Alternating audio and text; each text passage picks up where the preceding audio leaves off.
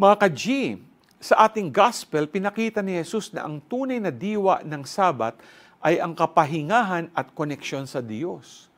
Hindi ito tungkol sa mahigpit na pagsunod sa mga batas, kundi sa pagkilala na kailangan natin ng pahinga. Hindi lang para sa katawan, kundi para sa ating kaluluwa.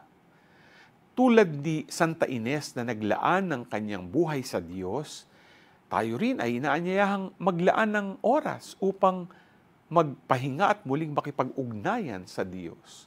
Sa gitna ng ating abalang mundo, huwag nating kalimutan ang kahalagahan ng Sabat, isang araw ng kapahingahan at pagninilay. Sa pagpapahingang ito, balikan natin ang ating ugnayan sa Diyos, magpasalamat sa Kanyang mga biyaya at hanapin ang Kanyang gabay sa ating buhay. Sa paglalaan natin ng panahon para sa Diyos, matuto tayong magtiwala at umasa sa Kanya. Naway maging inspirasyon si Santa Ines sa ating pagsunod sa daan ng kabanalan. G ka ba?